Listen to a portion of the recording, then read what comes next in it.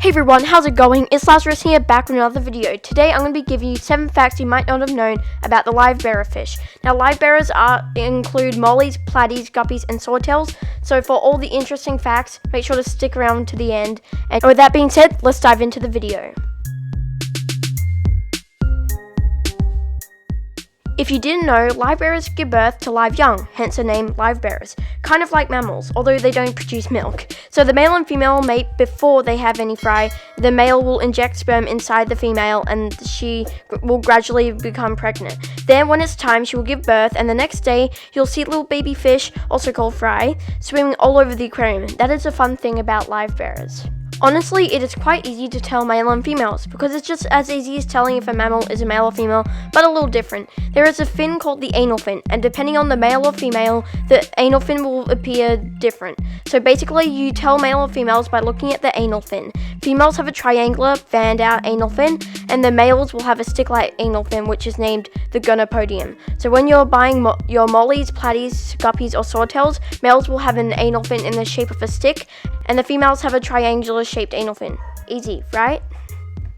Guppies, mollies, swordtails, and platies are all tropical fish, right? So they like to be kept in tropical water. I would recommend keeping these fish in a temperature range of 22 to 28 degrees Celsius, 71 to 82 degrees Fahrenheit.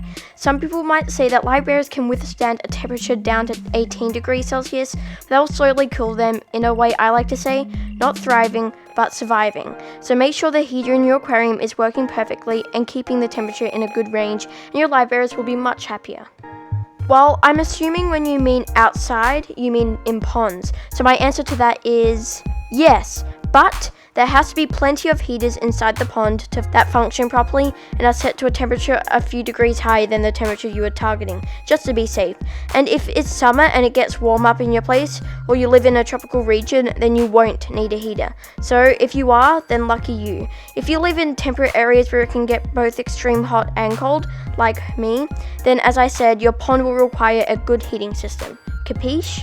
Okay, so most live bearers come from rivers or creeks that are heavily planted, so in nature they like to explore. Plus they are so happy in planted aquariums because it mimics their wild habitat. If you don't like live plants, then no worries, you can use artificial plants. But live plants are more natural and can even make the live bearers' coloration on them look much more vibrant in appearance, and it is also great if you are breeding them too, because then the fry will have plenty of natural hiding places to grow up among and stay safe away from the adults.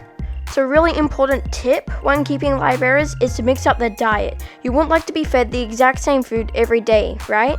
Well, that's just what the fish feel. So mix up their diet, experiment. Some different options I recommend other than pellets or flakes are frozen brine shrimp or frozen bloodworms, live foods, live baby brine shrimp, etc. And also feeding them boiled veggies such as broccoli, carrot, or shelled peas. Also create a timetable of which day you feed the fish what, and it will make your fish so much happier that you won't even know. It may take a while with some foods for your fish to realize it's actually food, but after once or twice of feeding it to them, they'll realize and happily munch on it. Live bearers are small and aren't the strongest fish, therefore you will need to keep them with a small filter that won't suck them up. Filters I greatly recommend are sponge filters, small, medium or large depending on the size of your tank. And if you can't afford going to the shops and getting a sponge filter, you can find some old sponge somewhere in your tank and tape it to the intake of your filter so it will slow down and the fish won't get caught up on it. Or you can tape small mesh like fly wire nets or something like that. This ensures that your live bearers won't die from getting overpowered by your filter. Thank you so much for watching. Give this video a thumbs up if you enjoyed it. Have an amazing day, and I'll see you in the next one. Bye!